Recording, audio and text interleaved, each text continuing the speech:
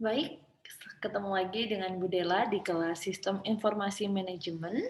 Kalau kemarin kita membahas tentang sistem, lalu tentang data, lalu tentang informasi, bagaimana kaitannya dengan manajemen dan organisasi. Sekarang kita akan lebih masuk lagi ke dalam peranan dari sistem informasi manajemen dalam kaitannya untuk pengambilan keputusan di dalam organisasi ataupun manajemen.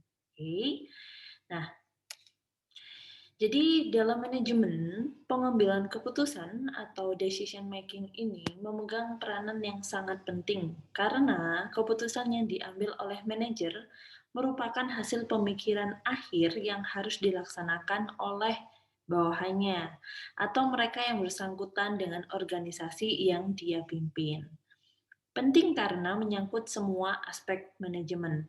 Kesalahan dalam mengambil keputusan bisa merugikan organisasi, jelas ya.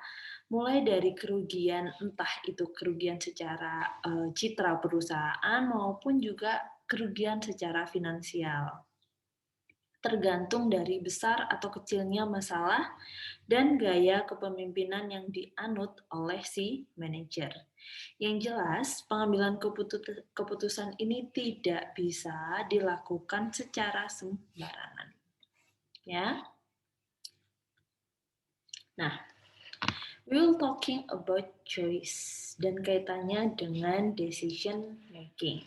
Ya. Sekarang apa sih decision making itu atau pengambilan keputusan itu?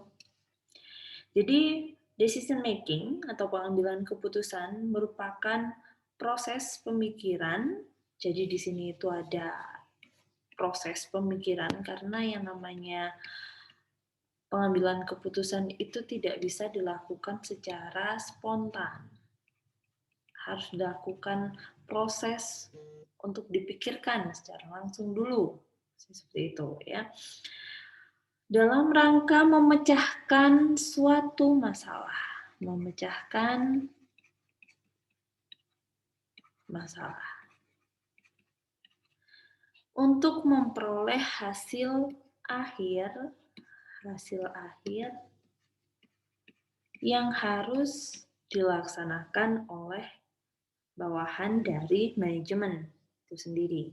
Nah, ada masalah yang mudah dipecahkan, tetapi juga ada masalah yang sulit untuk dipecahkan. Bahkan ada yang sangat sulit untuk dipecahkan oleh manajemen. Tergantung besarnya masalah dan luasnya sangkut paut dengan berbagai faktor. Atas dasar itu, maka keputusan yang dihasilkan ada yang tidak mengandung resiko apa-apa. Jadi ada yang without risk atau no risk, juga ada risiko yang kecil atau low risk, dan juga ada risiko yang besar atau high risk. Ini tergantung keputusan yang akan diambil oleh manajemen. Jadi bagaimana cara mengambil keputusan? Jawaban atas pertanyaan ini akan mempengaruhi perancangan sistem informasi berdasarkan komputer yang dimaksudkan untuk mendukung proses pengambilan keputusan. Jadi, fungsi dari sistem informasi manajemen di sini adalah untuk membantu manajemen untuk mengambil keputusan yang lebih efektif dan efisien. Nah, di sini Herbert Simon dia mengutarakan ada 3 tahapan dalam pengambilan keputusan. Ya, yang pertama ada pemahaman. Pemahaman di sini itu yaitu yang pertama menyelidiki lokasi lingkungannya, kondisi lingkungannya seperti apa, lalu mencari data mentah ya, data mentahnya seperti apa saja. Lalu nanti data mentah ini diolah, diperiksa, dan dijadikan petunjuk yang dapat menentukan masalahnya. Jadi ketika kalian ingin mengetahui masalah apa sih yang terjadi dalam organisasi ini, otomatis kan kalian harus ada pengamatan lingkungan ya. Lingkungannya diamati, kondisinya seperti apa. Nah, setelah itu kalian pasti akan mendapatkan data-datanya. Oh iya, ternyata antriannya panjang. Ternyata sistem gajinya masih kurang bagus. Ternyata persediaannya kadang overload, kadang kehabisan. Ini kan merupakan data-data mentah yang nantinya untuk, diambil keputusannya. Nah, data-data ini itu harus diolah dan diperiksa terlebih dahulu. Untuk akhirnya kalian bisa mendapatkan masalahnya. Masalahnya apa sih? Nah, seperti itu. Lalu ada perancangan. Di sini yaitu dia menemukan, lalu mengembangkan, dan menganalisis arah tindakan yang mungkin dapat digunakan. Jadi ada menganalisis. Hal ini mengandung proses untuk memahami masalah untuk menghasilkan cara pemecahan dan menguji apakah cara pemecahan tersebut dapat dilaksanakan. Jadi ketika sudah ketemu masalahnya dianalisis nih, oke untuk masalah ini seharusnya kita seperti apa ya? Oke, ketemu solusi nih. Dicoba dulu deh solusinya sebelum dipakai. Nah, ini masuk dalam tahap perancangan. Lalu ada pemilihan. Memilih arah tindakan tertentu dari semua arah tindakan yang ada. Pilihan ditentukan dan dilaksanakan. Ketika solusi sudah dipilih, otomatis solusi tersebut harus segera dilaksanakan. Dengan demikian, proses pengambilan keputusan dapat dipandang sebagai arus dari pemahaman sampai perancangan dan pemilihan, tetapi pada setiap tahap hasilnya mungkin dikembalikan lagi ke tahap sebelumnya untuk dimulai lagi. Oke. Selanjutnya, Budela ada masalah.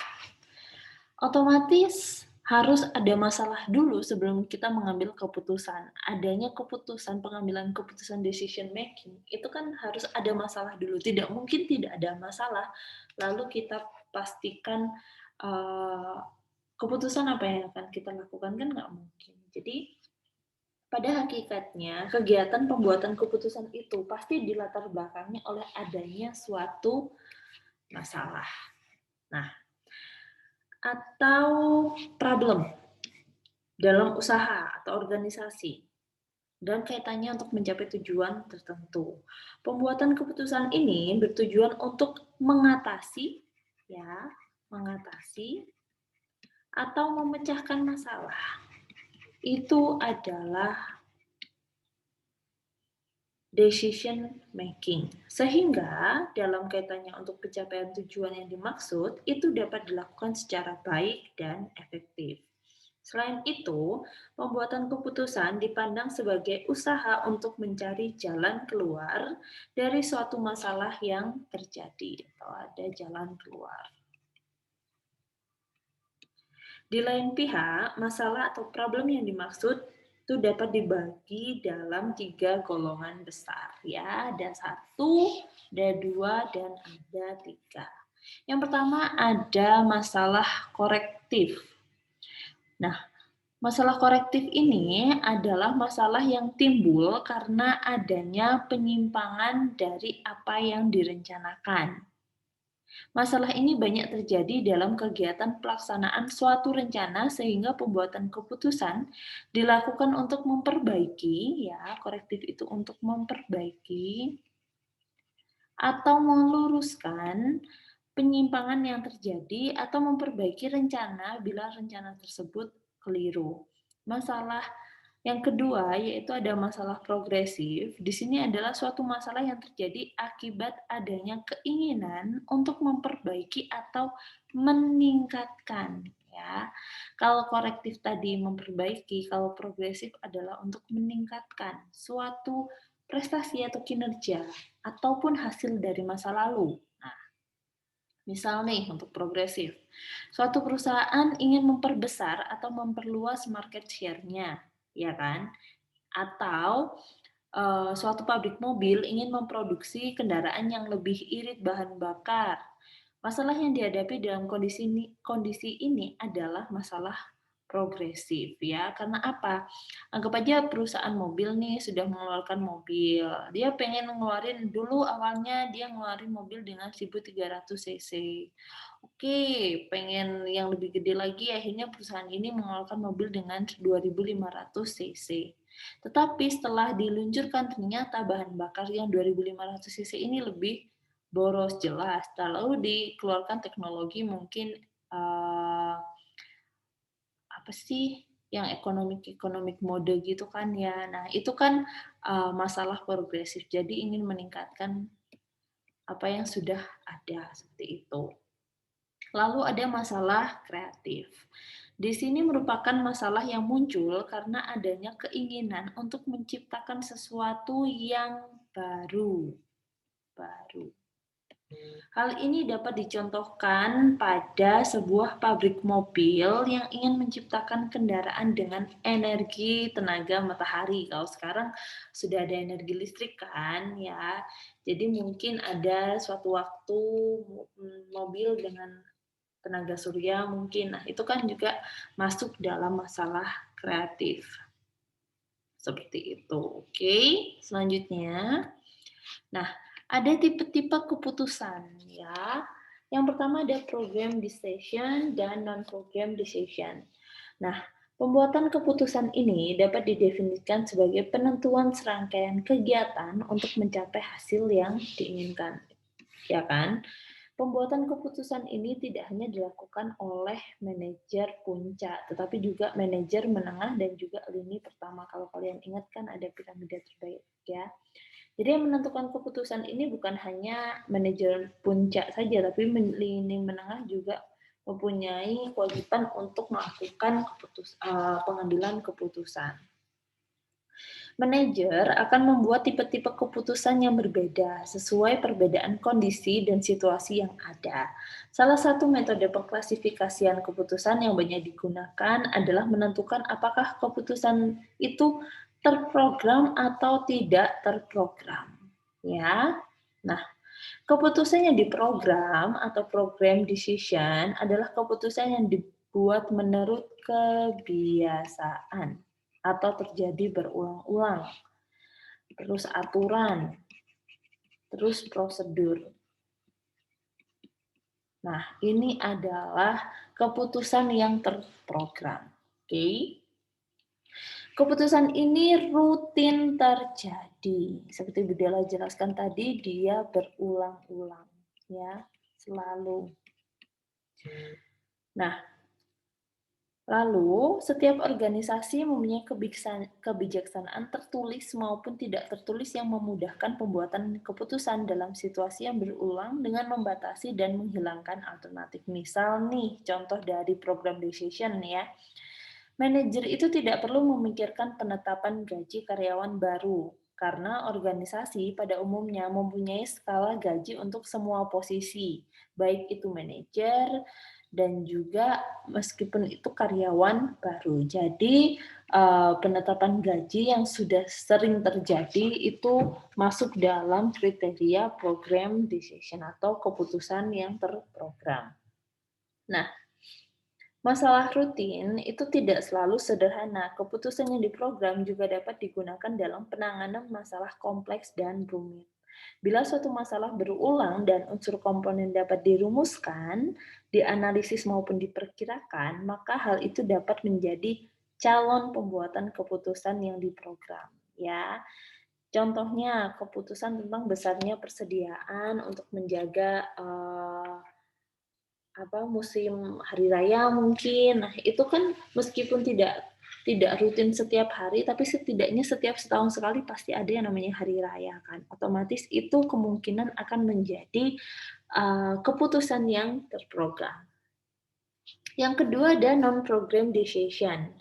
Nah, di lain pihak, keputusan yang berkenaan dengan masalah khusus ya. Jadi di sini itu bukan lagi umum atau rutin, tapi dia khusus atau khas atau tidak biasa. Nah, bila suatu masalah yang timbul tidak cukup di-input atau di kebijaksanaan sangat penting sehingga perlu penanganan khusus, maka harus diselesaikan dengan keputusan yang tidak di program. Contoh nih, masalah yang memerlukan keputusan yang tidak diprogram itu pengalokasian sumber daya organisasi, lalu cara perbaikan hubungan masyarakat. Nah, itu kan tidak ada prosedurnya ya kan, otomatis itu menjadi, salah satu contoh di keputusan non program, seperti itu. Lanjut, nah tipe keputusan sendiri, jadi keputusan sendiri itu dia bisa menyangkut kepastian, ya, bisa menyangkut certainty, bisa menyangkut resiko, dan bisa menyangkut ketidakpastian. Nah, oke, para manajer membuat keputusan bagi kegiatan yang akan dilaksanakan dan tujuan yang akan dicapai di waktu yang akan datang. Situasi pembuatan keputusan ini menyangkut berbagai aspek yang tidak dapat diketahui dan sulit diperkirakan, seperti reaksi pesaing tertentu, ya kan?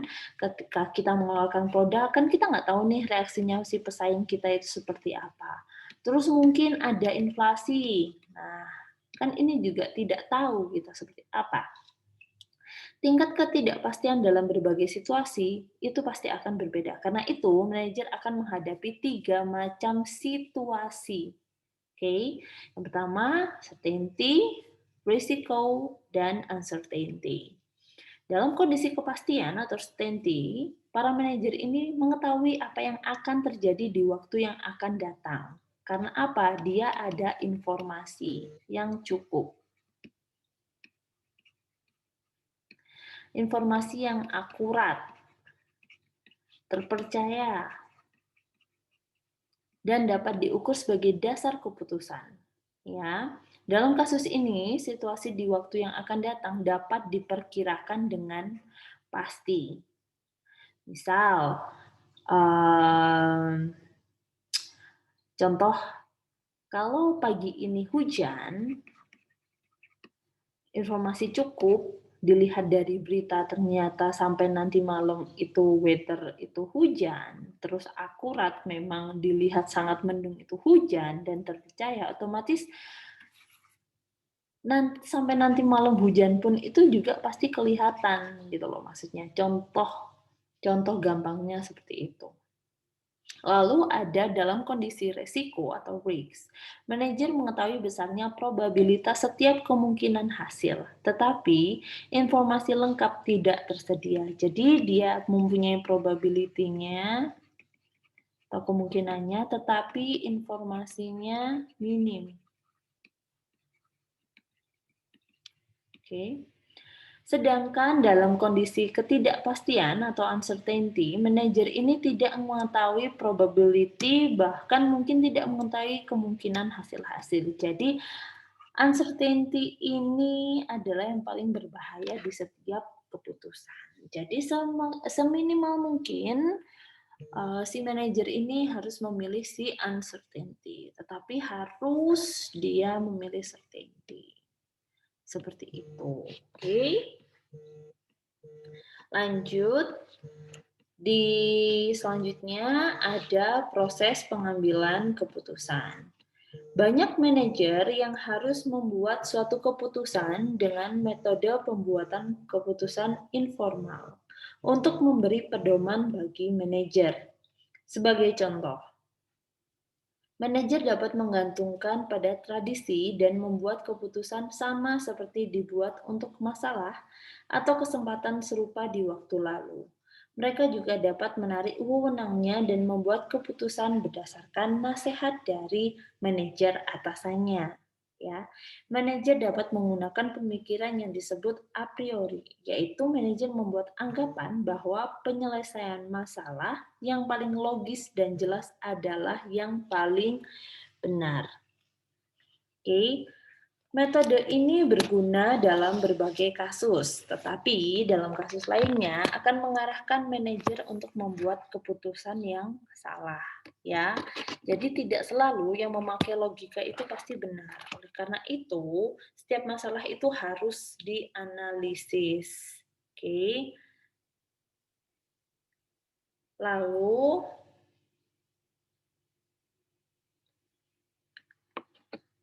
Di sini ada beberapa tahapan dalam proses pengambilan keputusan. Nah, ini dimulai dari identifikasi sampai melakukan evaluasi. Oke. Yang pertama ada identifikasi dan diagnosa masalah. Jadi, para manajer sering menghadapi kenyataan bahwa masalah yang sebenarnya sulit dikemukakan atau bahkan sering hanya mengidentifikasi gejala masalah, bukan penyebab yang mendasar. Bila manajer akan memperbaiki situasi, manajer pertama-tama harus menemukan apa sih masalahnya. Kemudian menentukan bagian masalah yang mereka harus pecahkan, serta bagian mana yang seharusnya dipecahkan. Nah, ini kan masuk dalam identifikasi dan diagnosa masalah. Oke. Lalu yang kedua, pengumpulan dan analisis data yang relevan. Setelah manajer menemukan dan merumuskan masalah, manajer harus memulai memutuskan langkah-langkah selanjutnya. Manajer pertama kali harus menentukan data apa saja yang dibutuhkan untuk membuat keputusan yang tepat dan kemudian mendapatkan informasi tersebut. Itu masuk dalam pengumpulan dan analisis data. Lalu pembangunan alternatif. Jadi, pengembangan alternatif ini kecenderungannya untuk menerima alternatif keputusan keputusan yang akan diambil yang akan datang. Jadi di sini alternatif itu dibuat sedemikian rupa sehingga jadi alternatif itu tidak hanya satu, tetapi harus membuat banyak alternatif. Jadi kalau seandainya pabrik mobil, perusahaan mobil pengen membuat mobil dengan bahan bakar yang lebih irit, otomatis kan dia alternatif yang pertama mungkin merendahkan CC-nya, yang kedua mungkin meningkatkan sistem torsinya, yang ketiga mungkin dia menggunakan economic mode. Nah, itu kan alternatif-alternatif. Jadi, pengembangan sejumlah alternatif ini memungkinkan manajer untuk menolak kecenderungan untuk membuat keputusan terlalu cepat dan membuat lebih mungkin pencapaian keputusan yang efektif. Oke. Yang keempat, ada evaluasi dari alternatif-alternatif yang sudah dibuat di tahap ketiga. Setelah manajer mengembangkan sekumpulan alternatif, manajer harus mengevaluasinya untuk menilai efektivitas setiap dari alternatif. Oke. Yang kelima, pemilihan alternatif terbaik. Setelah di tahap ketiga ini kan banyak alternatif, ada satu, dua, tiga. Nah, setiap alternatif ini harus dievaluasi. Oke. Setelah dievaluasi, harus dipilih alternatif yang terbaik. Satu alternatif yang terbaik, ya. Nah, alternatif terpilih akan didasarkan pada jumlah informasi yang tersedia bagi manajer. Lalu, yang keenam adalah implementasi keputusan. Setelah diputuskan manakah alternatif terbaik, otomatis harus segera diimplementasikan, ya. Nah, si para manajer ini harus membuat rencana untuk mengatasi berbagai masalah yang mungkin dijumpai dalam penerapan keputusan. Implementasi keputusan menyangkut lebih dari sekedar pemberian perintah. Manajer harus menetapkan anggaran, ada budgetingnya, ada jadwalnya, ada pengadaan, ada pengalokasian, serta ada penugasan tanggung jawab ya, sehingga si alternatif tersebut dapat diimplementasikan dengan baik. Lalu yang terakhir ada evaluasi dari hasil ya. Implementasi keputusan itu kan harus dimonitor secara terus-menerus. Jadi manajer harus mengevaluasi apakah implementasi dilakukan dengan lancar dan keputusan memberikan hasil yang diinginkan. Karena apa? Pembuatan keputusan merupakan proses yang bersifat kontinu bagi manajer dan merupakan tantangan yang harus selalu dihadapi. Oke. Selanjutnya, ada skala pengukuran pengambilan keputusan. Oke. Nah, di sini pada hakikatnya pembuatan keputusan itu kan dipandang sebagai suatu proses dalam usaha mencari jalan keluar atau jalan keluar atas problem ya atau masalah seperti itu. Nah, dengan demikian, jelas diperlukan suatu skala pengukuran yang akan mempermudah atau yang memperlihatkan dengan jelas perbandingan antara keefektifan beraneka alternatif yang dikembangkan, sehingga dapat dengan tegas dan tanpa keraguan dipilih salah satu alternatif yang terbaik. Jadi kalau kita lihat di tahap 3, kita kan bikin banyak alternatif nih, 1, 2, 3, dan seterusnya. Nah, bagaimana kita mengevaluasi alternatif ini? Salah satunya itu kan harus diukur. Bagaimana cara mengukurnya? Nah, ini adalah cara-cara pengukurannya. Di sini ditetapkan berbagai skala pengukuran pengambilan keputusan. Ya, yang pertama ada skala nominal. Apakah data bisa diurutkan? Apabila data tidak bisa diurutkan, maka itu disebut dengan skala nominal. Skala nominal merupakan pengukuran dengan taraf yang paling rendah. Di sini, suatu objek itu digolongkan dengan simbol, ya. Dia digolongkan dengan simbol atau angka yang diberikan untuk memberi identitas suatu kelompok tertentu. Misalnya, seorang psikologi ya, dia menggolongkan sifat manusia, ada contohnya nih, schizofrenia, paranoid, manic depresif, atau psikoneurotik. Nah, itu kan tidak bisa dibaca secara numerik, otomatis dia itu kan diberikan simbol di atas identitas. Oleh karena itu dia masuk skala nominal. Ataupun juga plat nomor kendaraan, ya kan, ada D, ada B, ada N, ada M, itu kan tidak bisa diurutkan A, B, C, D. Karena apa? Itu bukan simbol identitas. Dah, itu adalah contoh dari skala nominal. Oke. Lalu selanjutnya apakah data bisa diurutkan? Iya. Apakah, oh sorry, belum diganti ya, itu bukan data bisa diurutkan semuanya. Jarak antara, nah ini sorry, ini yang betul jarak antara data sama. Nah, apakah data bisa diurutkan? Iya. Apakah jarak antara data sama? Tidak. Otomatis dia masuk di skala ordinal. Nah, skala ordinal ini merupakan skala pengukuran yang sifatnya kualitatif. Oke. Yang menunjukkan adanya suatu jenjang urutan preferensi yang dikaitkan pada suatu tujuan atau kondisi yang ditentukan, atau dapat dikatakan bahwa skala ordinal adalah objek dalam kategori yang mungkin tidak berbeda dengan objek lainnya.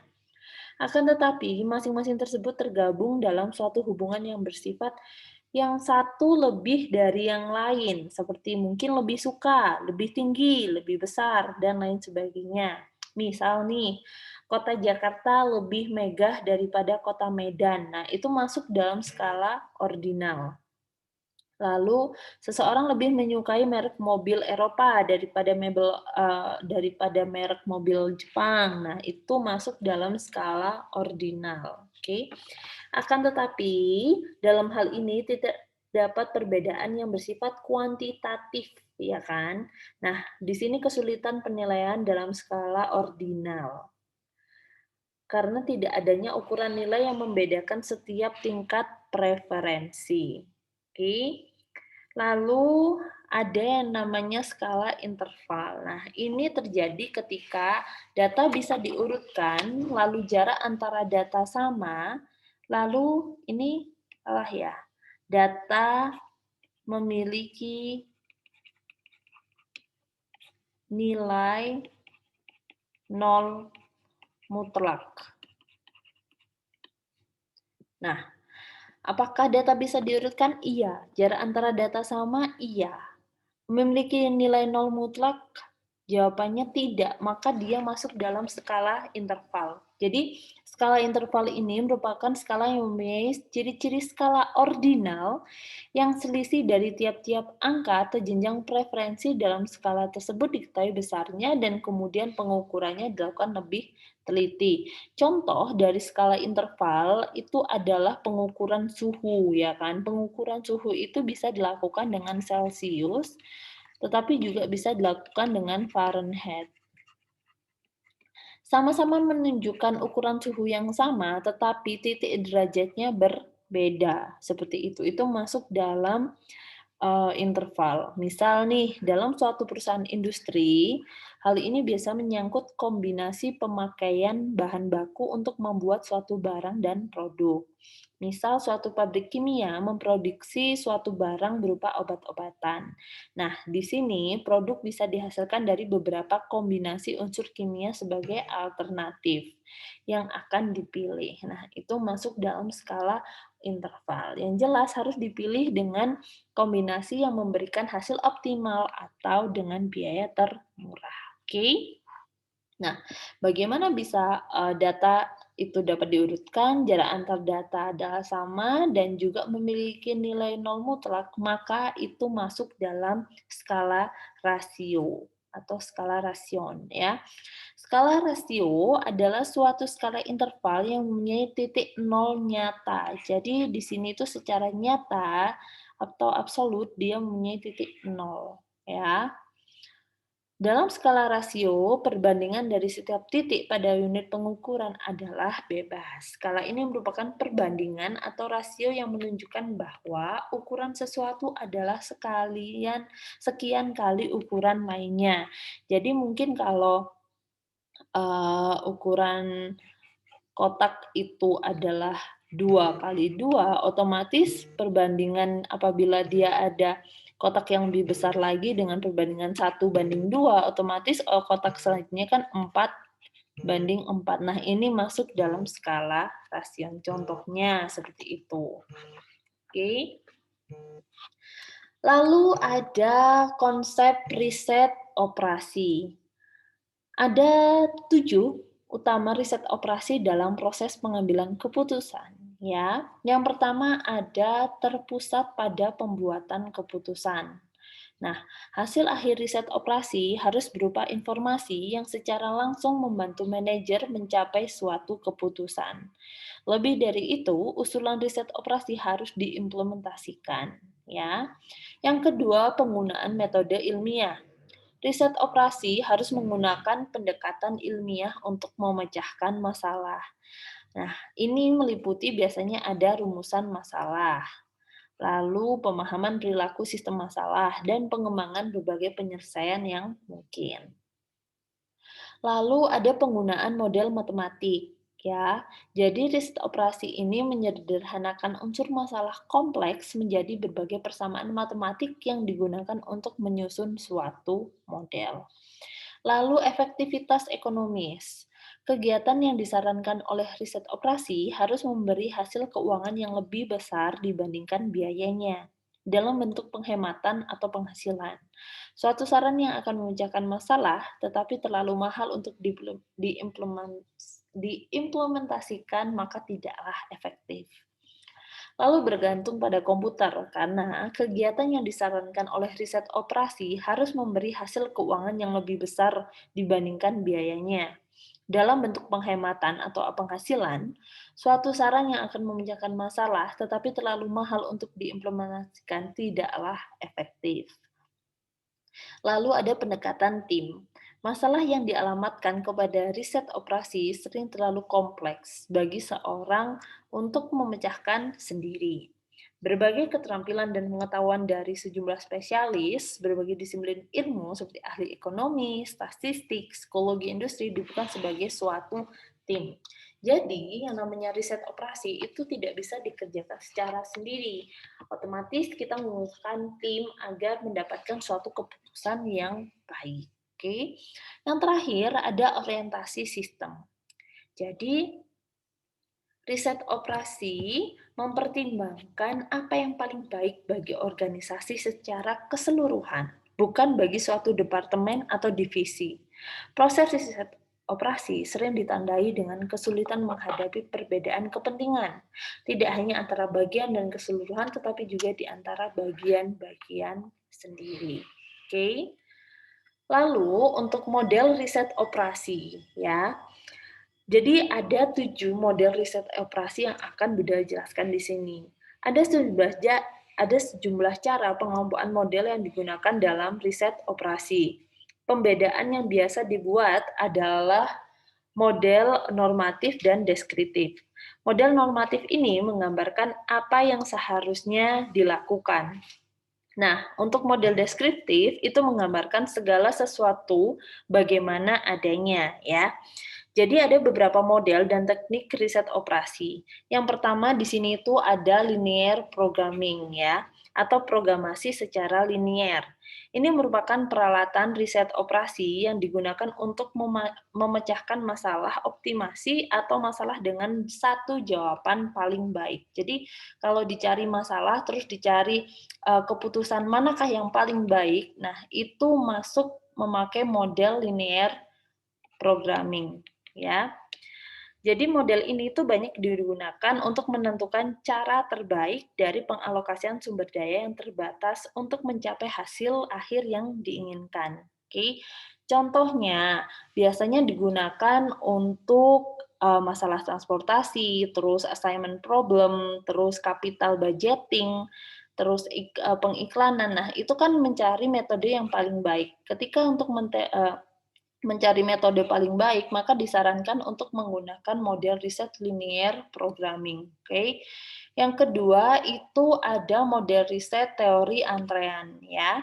Nah, karena hampir semua sistem ekonomi dan bisnis itu beroperasi dengan sejumlah sumber daya yang relatif terbatas, maka sering dijumpai orang-orang, produk yang menunggu untuk dilayani. Jadi kalau kalian pergi ke bank kan otomatis banyak antrean tuh, atau ketika mau membeli tiket, nah itu kan eee, banyak antrean di sana. Jadi ketika antrean itu terjadi, otomatis kan pasti ada masalah yang terjadi. Nah, untuk mengatasi hal tersebut, itu kita bisa membahas di teori antrean ini, ya. Sebagai contoh nih, truk menunggu di tempat pemuatan, ya kan. Nah, itu kan biasanya jejer-jejer, terus langganan di supermarket ketika untuk membayar. Nah, itu kan juga jejer-jejer. Jadi, teori antrean ini atau sering disebut model garis tunggu dikembangkan untuk membantu para manajer memutuskan berapa panjang suatu garis tunggu yang paling dapat diterima. Teori antrean memungkinkan pembuatan suatu keputusan yang akan menyeimbangkan atau meminimumkan total biaya langsung penyediaan fasilitas pelayanan dan biaya tidak langsung yang timbul karena individu harus menunggu untuk dilayani. Oke. Lalu ada analisis network. Di sini yaitu peralatan manajerial yang dikembangkan untuk membantu manajemen dalam perencanaan, pengawasan, dan proyek yang relatif kompleks dan tidak rutin. Dua jenis model dari analisis network ini yang terkenal itu yang pertama ada PERT atau Program Evaluation and Review Technology dan CPM. Ini critical path method. Jadi kedua model tersebut ini itu sangat mirip, tetapi PERT ini banyak digunakan untuk merencanakan dan mengawasi program penelitian dan pengembangan. Sedangkan CPM digunakan terutama dalam proyek konstruksi. Kedua peralatan ini sangat membantu meminimumkan penundaan, kemacetan, dan konflik pelaksanaan proyek. Sejak pengenalan CPM dan PRT, sejumlah teknik yang mirip telah dikembangkan. Misal, ada teknik SPRT, GRT, PEP, ya kan? Ini merupakan metode network baru dan akronim. Oke. Yang keempat ada game teori atau teori permainan. Nah, ini merupakan pendekatan matematik untuk membuat model persaingan atau pertentangan antara pihak yang berkepentingan. Teori ini dikembangkan untuk menganalisis proses pembuatan keputusan pada berbagai macam situasi persaingan yang melibatkan konflik. Jadi, game teori ini bermaksud untuk memperkirakan perilaku manusia yang rasional dalam berbagai situasi persaingan. Game teori ini mampu membantu manajer yang sedang bersaing dalam mengembangkan strategi yang akan memberikan kombinasi manfaat tinggi dan biaya rendah. Oke. Contoh. Nah, dalam menganalisis tanggapan para pesaing terhadap kenaikan atau penurunan harga, produk baru atau terhadap kampanye pengiriman baru. Nah, ini digunakan game teori. Nah, dia nantinya akan menganalisis apa yang mungkin dilakukan para pesaing dalam situasi tertentu. Teori permainan ini dapat membantu manajer mengembangkan strategi yang efektif. Lalu ada model rantai Markov. Rantai Markov ya, rantai Markov merupakan teknik matematik yang berguna untuk pembuatan model berbagai macam sistem dan proses bisnis. Model ini digunakan untuk memperkirakan perubahan di waktu yang akan datang dalam berbagai variabel dinamik berdasarkan perubahan di waktu yang lalu dengan menggunakan variabel tersebut. Ini memungkinkan para manajer menganalisis kejadian secara matematik yang terjadi dalam waktu yang berurutan. Seperti itu.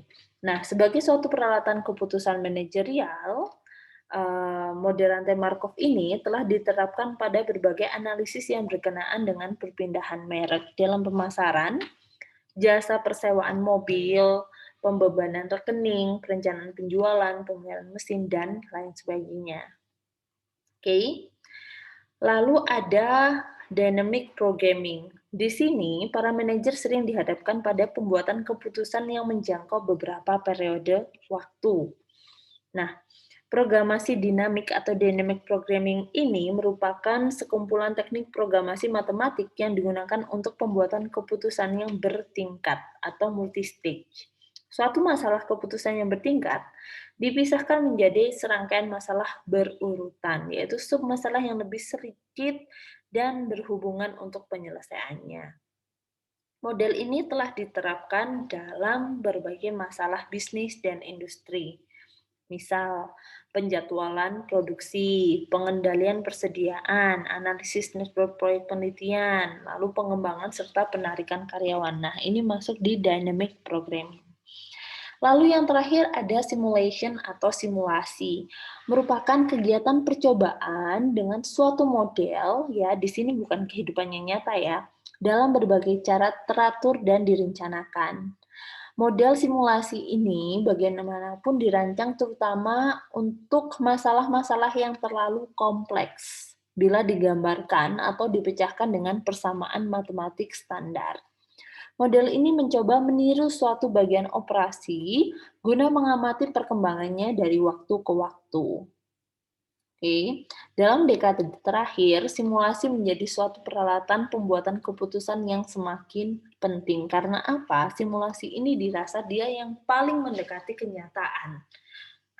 Oke, lalu yang terakhir, aplikasi riset operasi. Nah, paling tidak ada 8 jenis masalah praktik manajerial dengan teknik-teknik riset operasi yang sering diterapkan ya. Yang pertama ada masalah persediaan.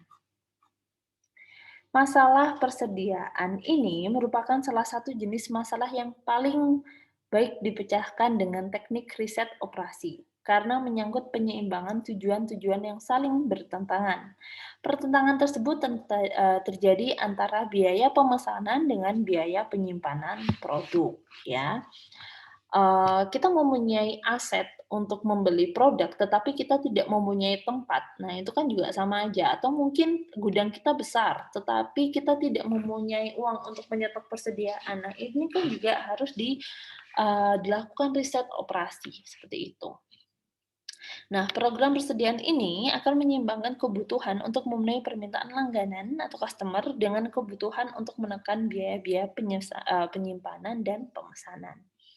Lalu ada masalah alokasi ya. Ada 2 jenis umum masalah alokasi. Keduanya dapat dipecahkan dengan programasi linear. Jadi masalah alokasi ini dapat dipecahkan dengan menggunakan ini, linear programming. Nah, jenis pertama, sekumpulan sumber daya tertentu dapat dikombinasikan dengan cara-cara yang berbeda untuk melaksanakan pekerjaan tersebut. Contoh, suatu pabrik perakitan sejumlah produk yang sama dapat diproduksi dengan banyak karyawan dan sedikit mesin. Atau mungkin dibalik, banyak karyawan, sedikit mesin, atau dibalik, sedikit karyawan dengan banyak mesin. Nah, Pemecahan masalah alokasi ini mencari kombinasi optimal antara karyawan dan mesin yang akan meminimumkan biaya. Otomatis yang tadi dilakukan riset operasi. Menggunakan apa? Menggunakan ini, linear programming. Yang ketiga ada masalah antrean. Masalah antrean menyangkut perancangan berbagai fasilitas untuk memenuhi permintaan akan pelayanan. Banyak contoh masalah ini telah disebutkan di atas yang tadi ya, yang antrean ya.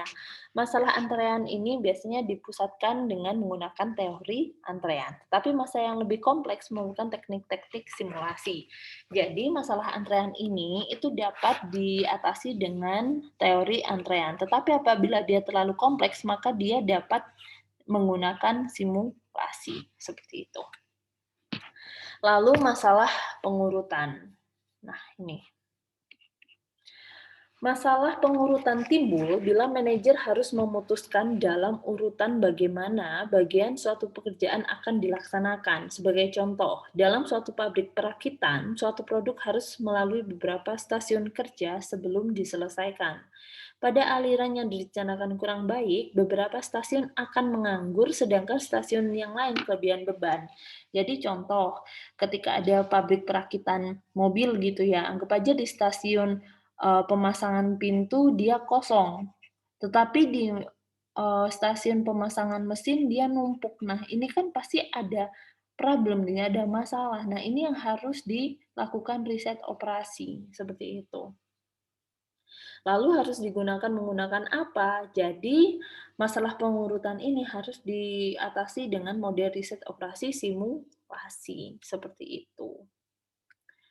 Oke, yang kedua ada masalah routing atau scheduling. Masalah routing timbul bila manajer harus memutuskan kapan bagian suatu pekerjaan dilaksanakan.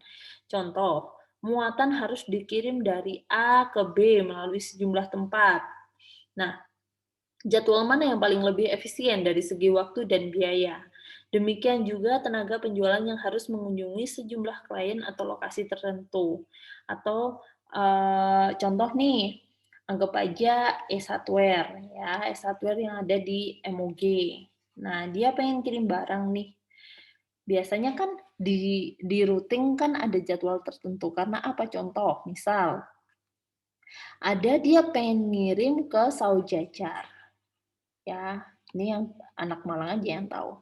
Terus ada lagi orang yang pesen di Batu. Nah, ini kan dari Saujajar ke Batu kan otomatis tidak mungkin satu jalan karena yang satu di pucuk, yang satu di pucuk. Otomatis ini harus dilakukan riset operasi. Apakah Batu ini untuk hari selanjutnya dengan apabila ada yang pesen di Pujon juga dia ikut routing Batu, terus kalau Saujajar ini kalau ada yang pesen di Pakis, dia masuk ring Saujajar. Nah, ini kan harus dilakukan riset operasi. Menggunakan apa? Bisa menggunakan yang pertama linear programming, ya. Lalu model antrean. Nah, ini juga masuk ataupun kombinasi keduanya.